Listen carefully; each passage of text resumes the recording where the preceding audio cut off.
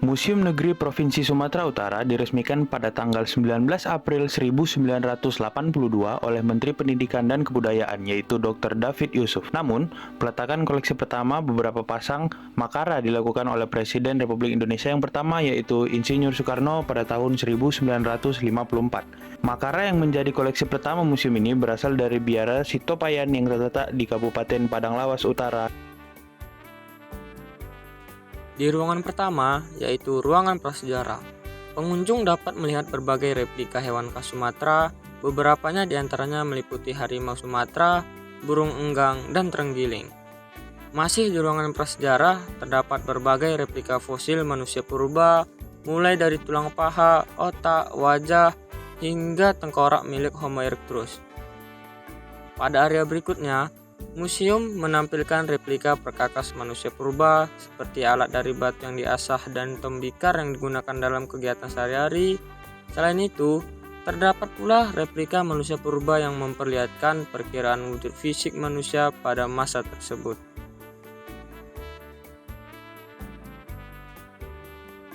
Di sebelah kanan ruangan prasejarah terdapat ruangan religi kuno. Ruangan ini menampilkan benda peninggalan kepercayaan kuno dari Sumatera Utara. Nah, salah satu koleksi penting adalah prasasti Margapasi. Prasasti ini berisi petuah agar permang-mang yang tertua dan persinabul yang muda tidak mengambil keuntungan dalam pesta, baik oleh raja maupun masyarakat biasa. Hal ini menunjukkan sistem sosial pak-pak yang harus dihormati seluruh lapisan masyarakat, dengan sanksi sosial bagi yang melanggarnya. Setelah ruangan religi kuno, terdapat ruangan Hindu-Buddha yang menampilkan artefak dan benda peninggalan kebudayaan Hindu-Buddha di Sumatera Utara. Salah satu koleksi yang menonjol adalah replika arca Gajah Simha Vyala. Arca ini merupakan replika dari salah satu Gajah Simha Vyala yang ditemukan di Biara Bahal II. Arca aslinya berada di Museum Nasional Indonesia, tepatnya di Jakarta, sementara pasangannya dipamerkan di Taman Purbakala museum ini. Setelah ruangan Hindu-Buddha, terdapat ruangan Islam yang menampilkan kitab-kitab Al-Quran, sifat fiat wajib Allah, replika masjid, dan kaligrafi sebagai bagian dari kebudayaan Islam di Sumatera Utara. Salah satu koleksi menonjol adalah miniatur Masjid Azizi.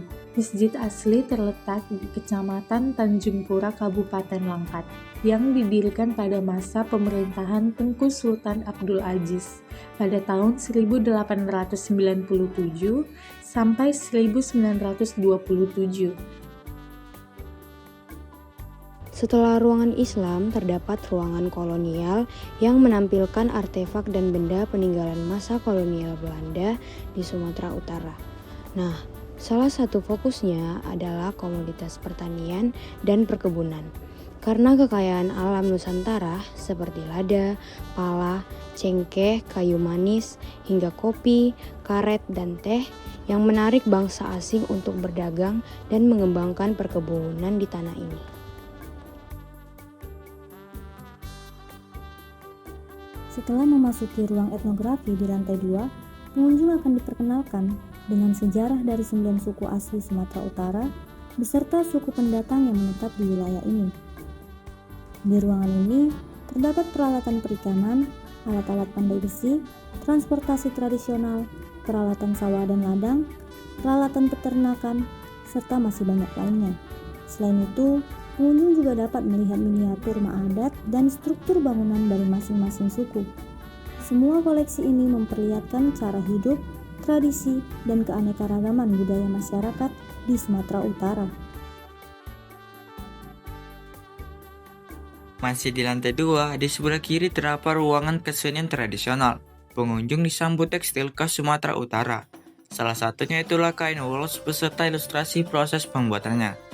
Berikutnya terdapat alat musik tradisional seperti gordang sambilan, ensemble 9 gendang yang dimainkan bersama gong dan simbal. Pengunjung juga dapat melihat replikasi gale-gale, boneka tarian yang berarti lemah gemulai. Ruangan ini juga menampilkan perhiasan, topeng, keramik, dan mainan tradisional sebagai gambar kreativitas masyarakat Sumatera Utara. Sebelum turun ke lantai bawah, pengunjung melewati koleksi khusus yang menampilkan arca, pakaian tradisional, dan benda budaya khas Thailand lainnya. Pertama, kita masuk ke ruangan gubernur, di mana kita bisa melihat sejarah para gubernur di Sumatera Utara dari masa ke masa. Selanjutnya, kita berada di ruangan sejarah perjuangan. Di sini kita melihat kisah perjuangan rakyat, termasuk pertempuran Medan Area, yang menjadi momen penting dalam sejarah kemerdekaan. Tidak hanya itu, ruangan ini menampilkan kumpulan pahlawan yang namanya patut kita kenang dan hormati. Dan yang terakhir, kita mampir ke ruangan pers. Di sini kita bisa melihat bagaimana informasi dan berita berkembang dari zaman ke zaman. Ada juga benda-benda menarik seperti kamera dan mesin tik yang digunakan semasa dulu, memberi kita gambaran bagaimana dunia pers berjalan di masa lampau. Setelah eksplorasi di Museum Negeri Sumatera Utara, kami lanjut mencicipi kuliner Nusantara dan memulai dengan pecel berisi sayuran segar, mie, kerupuk, serta sambal kacang kental yang gurih. Hidangan ini disajikan dalam bungkusan daun pisang yang memberi sentuhan tradisional, serta dilengkapi sate kerang dan telur puyuh. Kombinasi bumbu kacang, pelengkap, dan aroma daun pisang membuat setiap suapan sederhana namun begitu nikmat. Berikutnya, kami mencicipi sate padang dan es tebu. Satenya dipanggang hingga aromanya harum, lalu disajikan dengan lontong, kuah gurih, dan bungkusan daun pisang yang memberikan sentuhan tradisional. Setiap tusuk sate terasa empuk dan bumbunya sangat meresap. Dan setelah menikmati hidangan hangat penuh rempah ini, kami menutupnya dengan es tebu manis alami yang langsung menyegarkan.